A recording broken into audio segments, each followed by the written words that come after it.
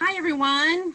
Welcome to Don't Let History Be a Mystery. Today, we're focusing on space, getting to the moon and beyond. Right, Miss Sylvia?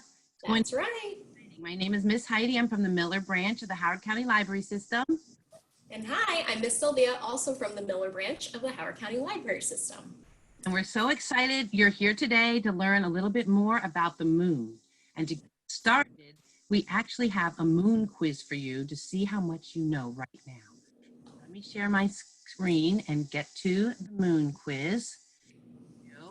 And this is from the National Geographic Kids website, but believe it or not, boys and girls, you can get to this website through the Howard County Library System website. If you go to our homepage on the website and then on Learning More, and under Kids e-resources, it will bring you, one of the pages is the National Geographic Kids site.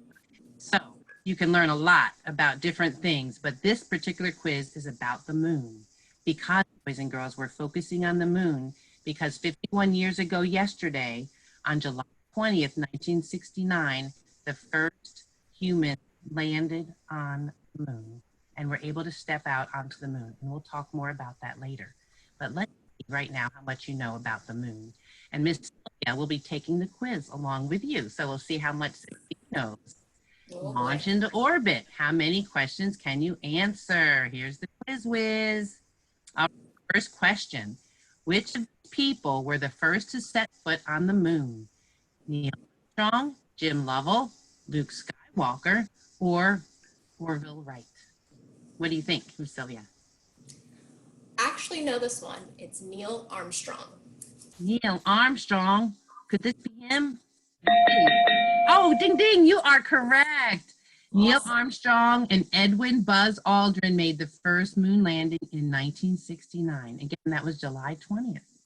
That was yesterday, 51 years ago yesterday. And Armstrong was the first one to set foot on the moon. All right, let's see about next. How long does a day last on the moon? Is it 7 Earth days, 24 hours like Earth, 9 Earth days, or 12 hours? How long does a day last on the moon? I'm going to try my best with some of these. I think, let's say 27 Earth days. 27 Earth days. See, I would think it was just like Earth because it's so close to us. No, you are correct, Miss Sylvia. A day on the moon lasts for 27 Earth days. Look at that. Here's what Earth looks like from the moon. All right, number 3. How long does it take the moon to make a revolution that's going around the moon? How long does it take to make a revolution around the Earth? Is it 12 hours, 27 Earth days, 1 year, or 3 months?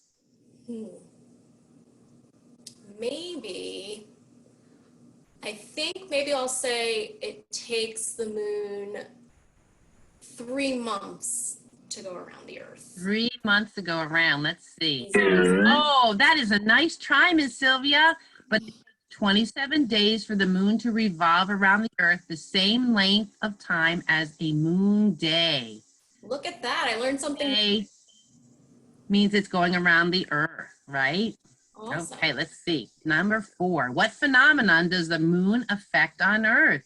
Is it season, tree growth, mountain erosion, or the tide? And Miss Sylvia, there is a hint in this picture. Okay. I see water, probably the ocean. So I'm going to think the tides. D. The tide. You are correct. High tides are determined by the moon's position in the sky. Cool. So cool. So think about that the next time you get down the beach. Yeah. Number 5. What do many astronomers think caused the formation of the moon? Was it an asteroid, a comet, the sun, or a volcanic eruption? Let's go with A, an asteroid. Asteroid. So how was the moon made? You are correct, Miss Sylvia. You're getting a lot right. Most astronomers think a large asteroid struck the Earth. The rock thrown into space from the impact formed the moon. But something happened. Look at that. And number 6, what is the moon's atmosphere made of? oxygen, nitrogen, helium, or nothing? I know it's Atmosphere. because people can't breathe on the moon by themselves. No, I don't think nitrogen or helium. Let's go with nothing. Nothing is correct. The moon is too small to have enough gravity to hold onto an atmosphere. That's why when you see pictures of people who have been on the moon, they have these big contraptions and helmets on to keep them safe, because there is no atmosphere, there is no oxygen, there is nothing up on the moon. Okay, number 7. How old is the moon? Ooh. Oh, this is tricky. No, it was formed by an asteroid. So, is it 100 years old, 5.4 million years old, 4.5 billion years old, or 10 billion years old? Moon there. This is really tricky. I think I'm going to choose B, 5.4 million years old. Million years old. Oh, but nice try. But scientists think that the moon formed when an asteroid hit the Earth about 4.5 billion years ago. Wow. Billion, but billion years ago. That's a long, long time. Yeah, long time. Nice work. 8. What causes the moon to shine? Is it the sun, its red hot surface, pixie dust, or electricity? Oops. I'm so sorry about that, Miss Sylvia. I was wanting it to be pixie dust. I think that's on that.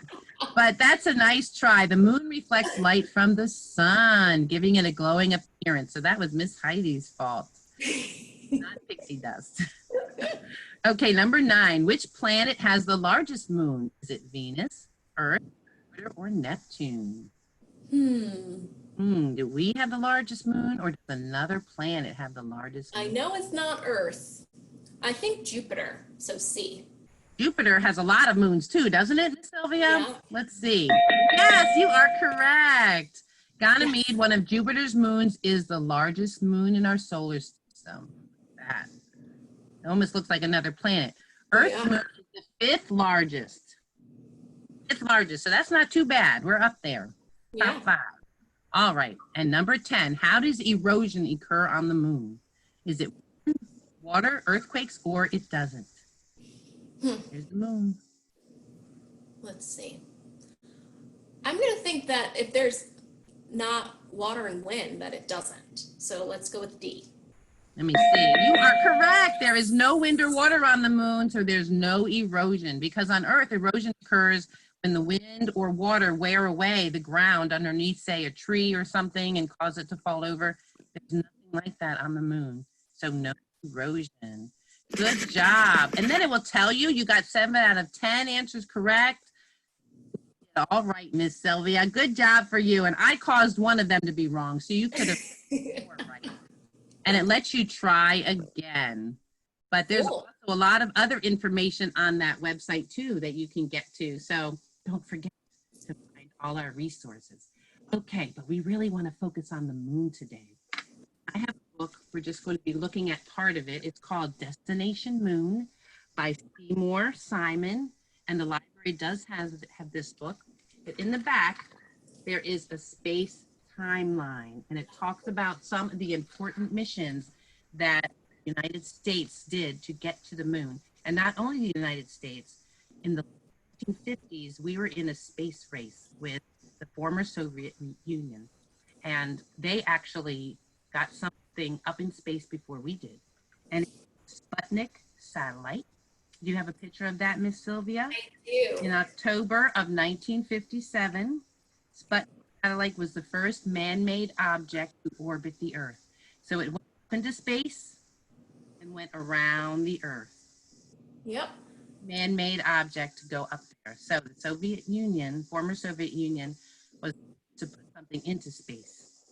And so, Miss Heidi, I just wanted to say most of the pictures that I'm going to show are from NASA's website. I do have a couple that are not, and I'll let you know where those are from also. But this one is from NASA's website. There's a lot of good information, right, Miss Sylvia? And we're going to show you some of that later, too. But the next thing the Soviet Union also did was put a dog into space. November of 1957, right after Sputnik went up, the next month they put a dog named Laika into space, and the first animal to orbit the Earth, the first living thing, really.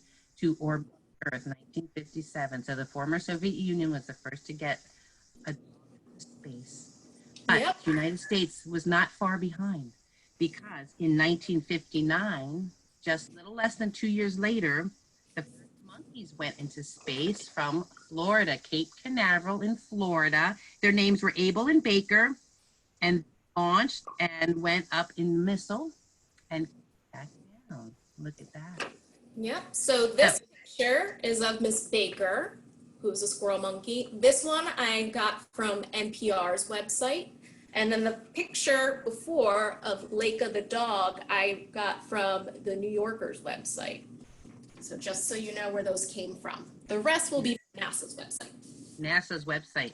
And boys and girls, there have not yet been a cat in space, but Miss Heidi is ready because I am ready for my cat into space sometime. And maybe one of you will be able to go with your cat too. Let's continue on this timeline. So the former Soviet Union was the first one to get a human into space in 1961. Cosmonaut Yuri Gagarin, first man in space. He went up and orbited, and then not even a month later, the United States put a man into space, Alan Shepard. He's the first American to get up into space, traveled in there, and that was phenomenal. And a lot of Americans were watching, I know.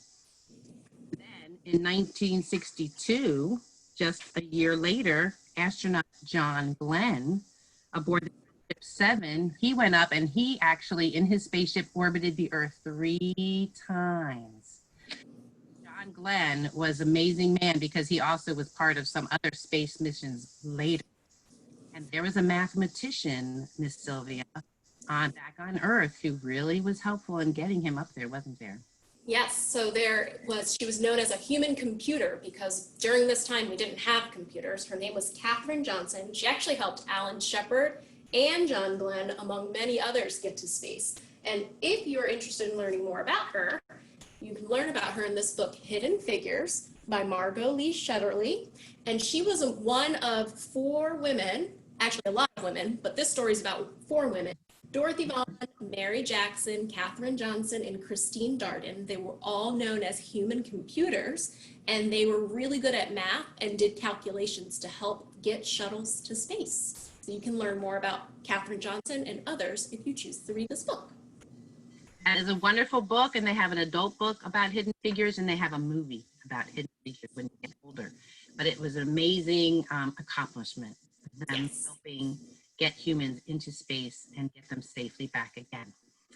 So there were many other satellites that went up into space, and a lot of things were learned there. And then the United States started the Apollo programs.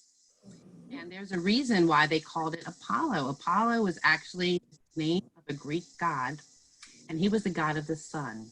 And it was like a legend that he got into his golden chariot, and he had the sun in his chariot, and he carried the sun across the sky, which is why we see the sun moving from one end of the sky to the other. And so they wanted to name the program Apollo because it was about getting up and out into space and seeing what space looked like. There was some Apollo programs before the one we're going to talk about today. A lot of people worked to get people to the moon, and there were some sacrifices too. In Apollo 1, men died before actually getting to the moon. So they wanted to continue making it safe, but they always knew the risks they were doing. So let's talk about what we're remembering today on January 20th, 1969, when the first men landed on the moon. It was Apollo 11. There were 3 astronauts that were on board getting to Apollo 11. There's a picture of them there. There was their crew, Neil Armstrong, Michael Collins, and Edwin Buzz Aldrin. There's a picture of Apollo 11 blasting off. And on July 20th, we have a clip of when it happened, July 20th, 1969, of them blasting off. And then a couple days later, they actually landed and were able to be the first humans to step onto the moon.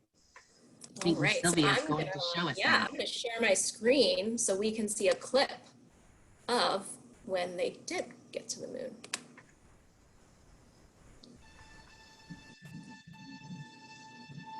At 15 seconds, guidance is internal. 12, 11, 10, 9. Ignition sequence start. 6, 5, 4, 3, 2, 1, 0. All engine running. We have a liftoff. Liftoff on Apollo 11. Shadow.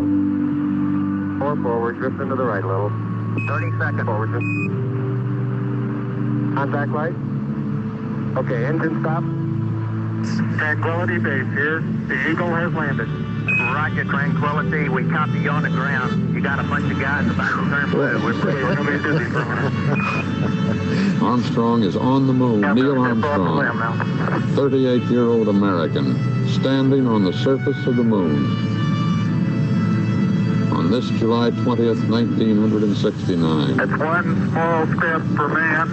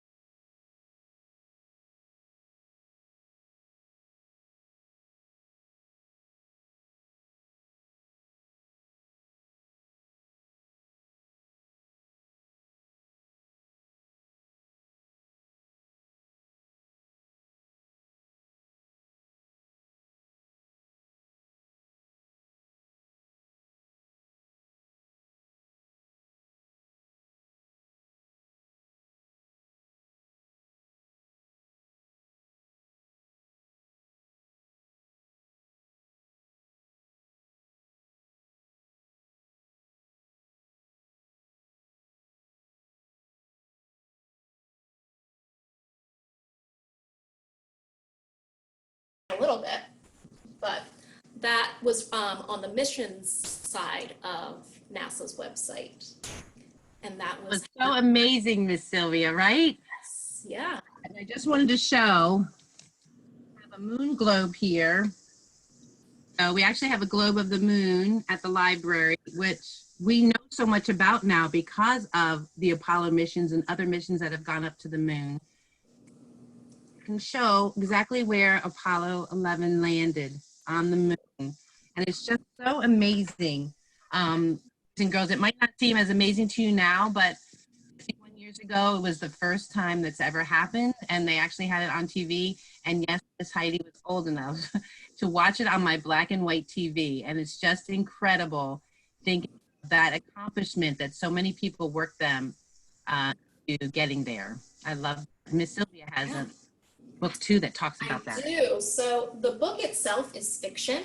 It's a really cute book. It's called Moon's First Friends, One Giant Leap for Friendship. And it's written by Susanna Leonard Hill. But inside the book, at the back, it focuses all about the Apollo 11 mission voyage. It gives a lot of information with a timeline. And it also talks about the space shuttle and the different stages that the space shuttles go through when they're going up to space. So this is a really good book to check out if you're interested in learning more about Apollo 11. It was phenomenal. And I know there were more Apollo missions after Apollo 11, right? There were. So there was a total of 17. I went up to Apollo 17. And that voyage, there's a photo of that here.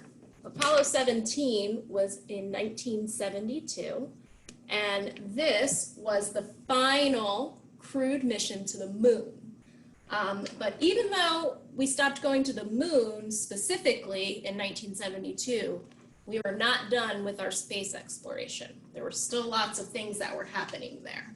So after the Apollo missions, we started exploring other parts of space like planets and different comets and asteroids and learning more about our solar system in general. So now I actually have some more things I can share about what we were learning about after the Apollo mission to the moon. So here I am at NASA's website. Now, this website is their solar system exploration website specifically. And you can see this is the Earth's moon. It gives a lot of information about things that happen with the Earth's moon. And also within this, one of the options is to go and see the missions, which I have on this tab. And it's really cool because it goes through all the missions that had to do specifically with our solar system exploration. You'll see the Apollo missions here. Apollo 17 was the final one. I'll show you that. And there's a picture of the logo. There's Apollo there on the logo. Ah. And it gives lots of information, fast facts, and what they've learned from those missions. So that's a really cool thing to explore.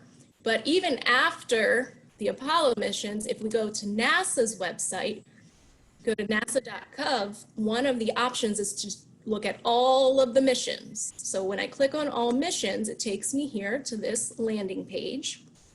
And there's a few that I want to highlight, but you can tell they're organized alphabetically because there's so many missions. Oh, it's incredible. Yeah. So you could definitely check this out and see information about all the different missions, but some that I want to highlight, one is the Hubble Space Telescope, which really gave us some information about our galaxies and stars. So you can see some of the photographs that were taken by the Hubble Space Telescope.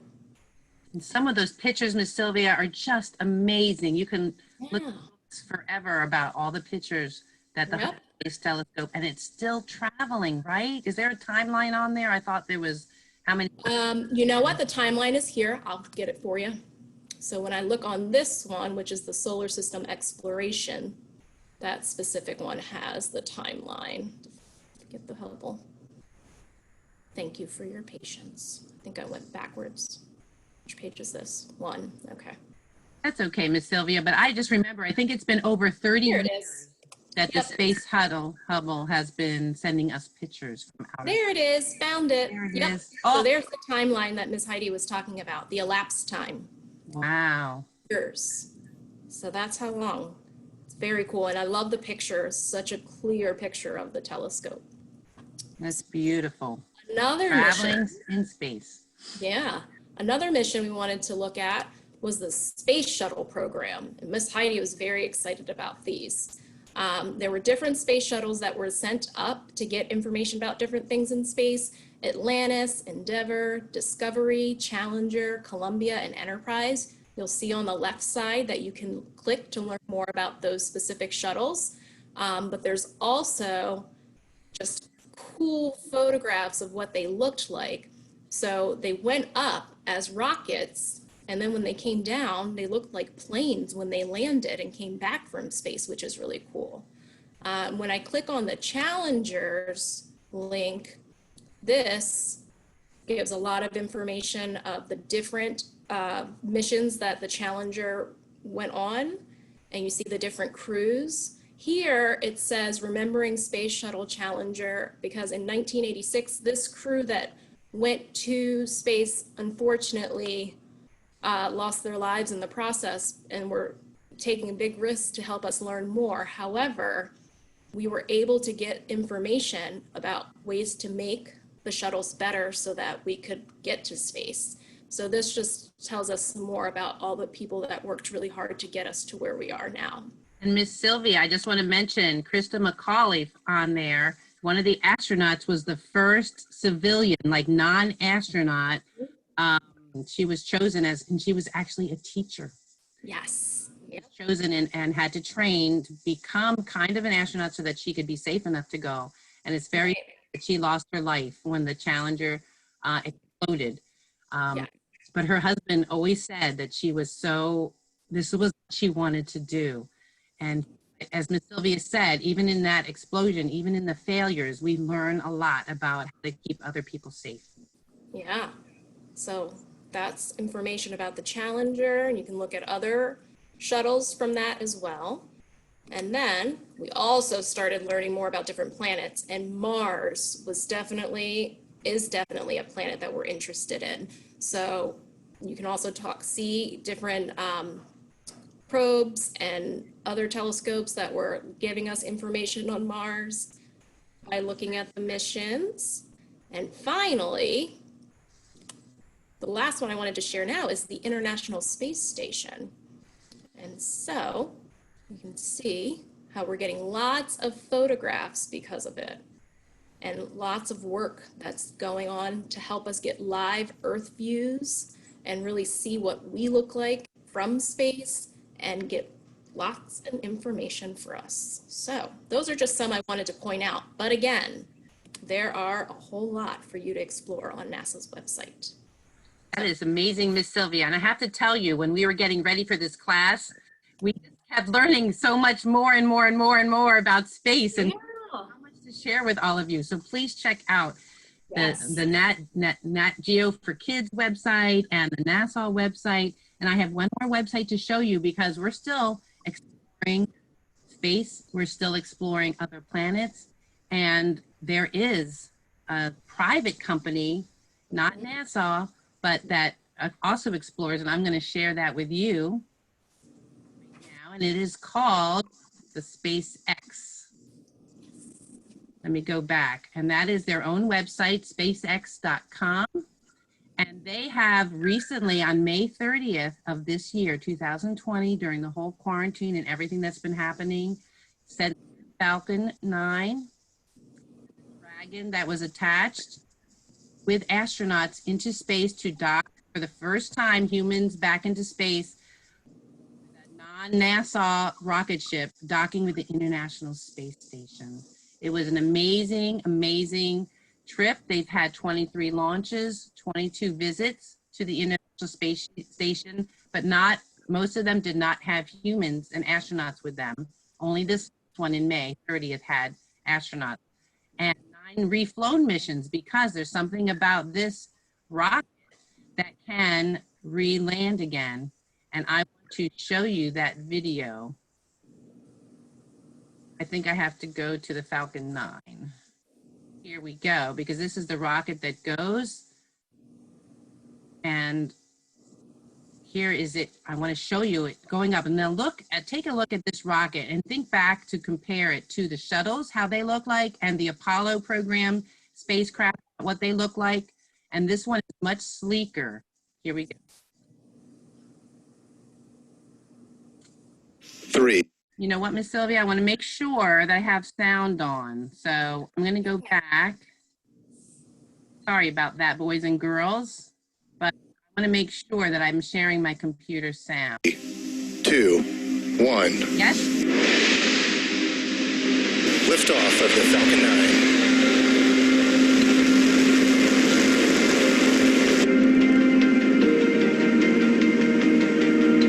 Vehicles pitching downrange. Stage 1 prop is nominal.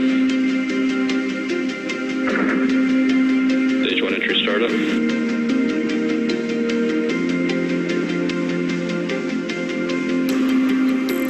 Stage 1 is transonic. Stage 1 landing we're in startup. Stage 1 landing leg deploying.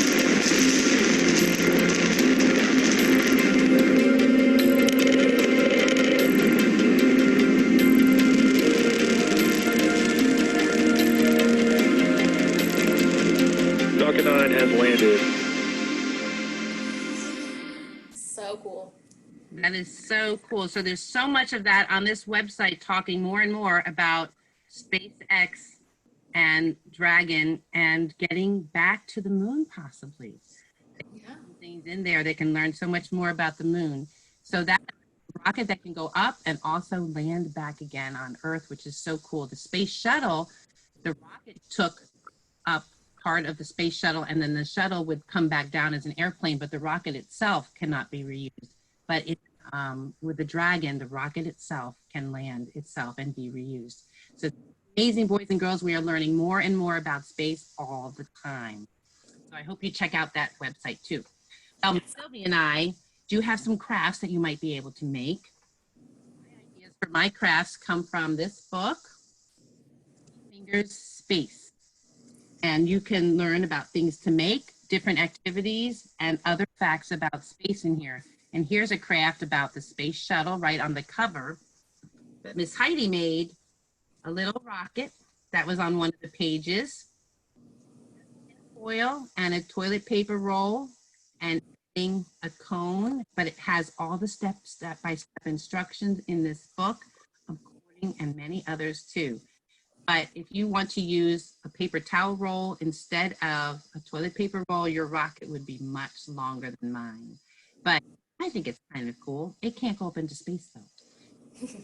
And I'm sure your crafts might even be a little bit better than Miss Heidi.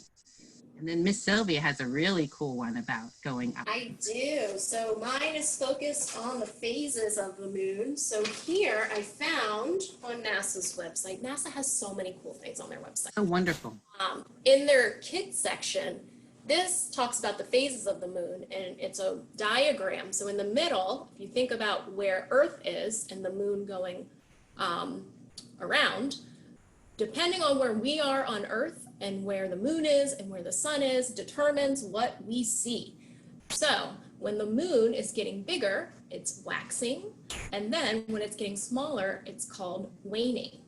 So I have a moon slider that I've created, and I'll show you what it looks like when it's finished. So you imagine here, we have a full moon. And then as it goes on, we see that the moon is waning and getting smaller. It's a crescent. Until we get to where ellipse. So cool. Ellipse. Yep. And then if you keep going, then it starts to wax and get larger. So that's a moon slider. Show you the different phases of the moon. And to make love that, I used black and white paper. For my black piece of paper, I folded it in half. Whoops, I'll get those later. Folded it in half, and about an inch drew traced a line down, and then traced a circle in the middle. I just used the bottom of a cup, and you'll cut on those lines. And cutting the circle can be a little tricky, but if you fold it a little bit and start cutting, then it helps you get around.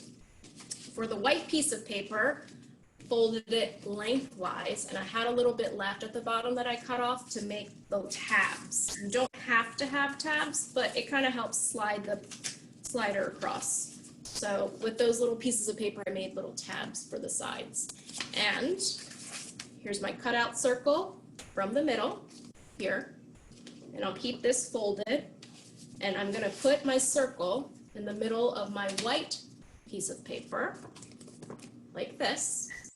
And then, once I have my white piece of paper here, then you can start and slide across to see the different phases of the moon. So that's a moon phase slider that you can make at home. Love that, Miss Sylvia. That is really great. Well, boys and girls, we hope you learned a lot. Just as me and Miss Sylvia learned a lot, and there's so much more to learn about the moon and about all the trips to the moon and to the International Space Station and beyond. So much more is happening. And we hope that you will keep exploring facts about space. We want to end with a countdown, and we hope you count down with us. I'm going to use my little rocket ship and a little background that I made that you can also make on any black piece of paper. Here's the moon, my little sky. And you could be next. You could be one of the next astronauts to get up to the moon and beyond. So, are you ready to count down, Miss Sylvia? Ready, we're gonna start at 10. Are you ready, boys and girls? We start with 10, okay? Here we go. 10, 9, 8, 7, 6, 5, 4, 3, 2, 1, blast off to the moon and beyond. Keep learning, boys and girls. Thank you for joining us for today's Don't Let History Be a Mystery. We want you to keep learning. We'll see you next time. Thank you. See you next time.